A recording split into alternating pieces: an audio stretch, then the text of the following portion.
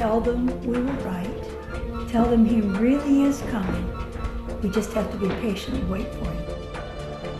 Sempre houve um interesse muito grande no estudo das profecias por alguns indivíduos, mas não era algo tão generalizado.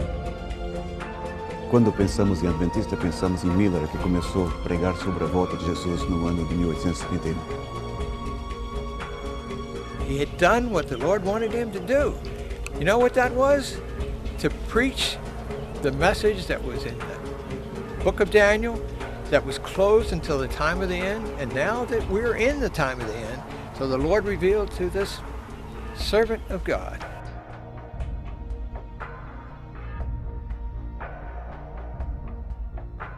Em 1815, Guilherme Miller, um ex-combatente de guerra, retorna à sua fazenda no estado de Nova York à procura de paz. Embora deísta e cético, ele entende que as respostas às suas inquietações só seriam encontradas na Bíblia.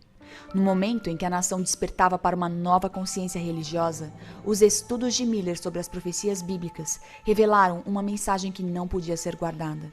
E mesmo contra sua vontade, Miller se tornou um pregador num período crucial da história. And that period was really the most religious period of American history, where people turned back to God, or to God in a special way.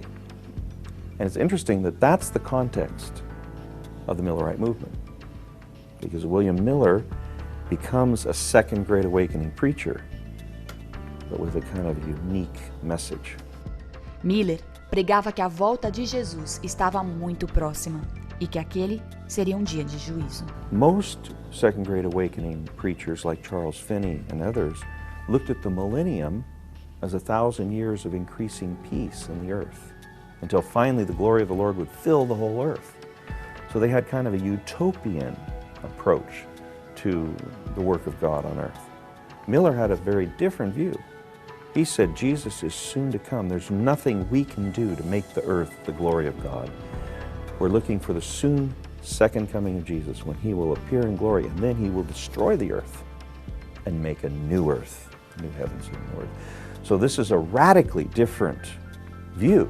É interessante que esse movimento, como eu mencionei, é interdenominacional. Pessoas de muitas denominações diferentes se uniram a ele, e ele não era uma igreja. Então você continuava sendo membro da sua igreja e aderiu a esse movimento. Do ano de 1831 até o 1839, Miller estava pregando só em pequenas cidades, pequenas igrejas, até que ele foi convidado a pregar em Boston, no ano de 1839. Quando ele estava pregando lá, ele encontrou com um senhor chamado Josué Himes. E aquele homem pergunta para Miller, Miller, por que você prega só em cidade pequena, só em igreja pequena? Ele diz, eu prego onde sou convidado. E ele pergunta para Miller, posso eu te ajudar a fazer esse trabalho melhor? E Miller, sim, você pode.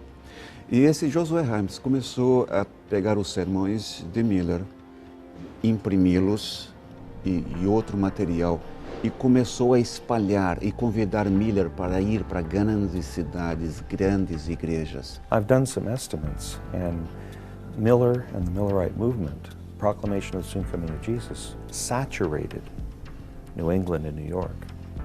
Miller himself probably spoke, at least based on his recollections, to maybe 1 in 20 of the Americans living in New England and New York himself, which is a lot of people. Nos próximos 4 ou 5 anos, eles espalham perto de 8 milhões de literatura.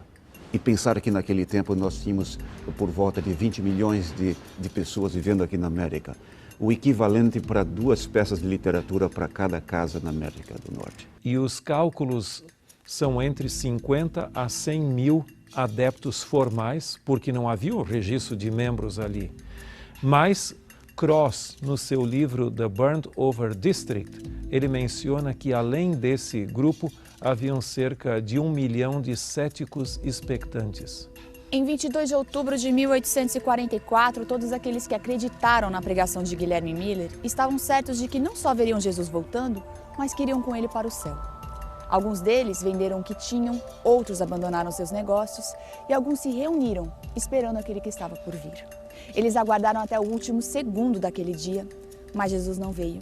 E a esperança se converteu em desapontamento. Em meio à tristeza, à dor e à dúvida, alguns deles se voltaram para a Bíblia à procura de respostas. Some people just said, I've never believed it anyway. And they went back to whatever they'd been doing before. Some people continued to set new dates. Well, they were just disappointed again. Some people, maybe as many as 50, went back to their Bibles and dug and studied and find out the real truth that Jesus' work in heaven took on a new phase in preparation for coming. Some people asked William Miller what had happened. Well, he didn't know. But he said, I have set my mind on another time, and there I intend to stand until he comes, and that is today, and today, and today, until he comes. And that's where we are right now. Be ready today and today, until he comes. Guilherme Miller viveu convicto de que não aguardaria o retorno de Cristo de um lugar como este. Mesmo em seus últimos dias, já muito doente e quase cego, ele não perdeu de vista a esperança de ver o seu Senhor. Mas Guilherme Miller foi sepultado em dezembro de 1849 neste cemitério em Lowhampton, Nova York. E a profetisa Ellen White disse que anjos guardam a sepultura de Guilherme Miller e que finalmente ele verá Jesus voltando daqui, quando a última trombeta soar. Como Miller, muitos morreram acreditando nessa esperança. Mas a mensagem da breve volta de Jesus permanece viva. When he comes up, there'll be a little boy who was 18 years old, who used to come over here and think about Miller and his life, and he wanted what God wanted him to do. But he was killed in an accident when he was only in his teens, about 18, so he never knew. But his mother wanted him buried in the same graveyard as his friend. And that's where he is, right over there.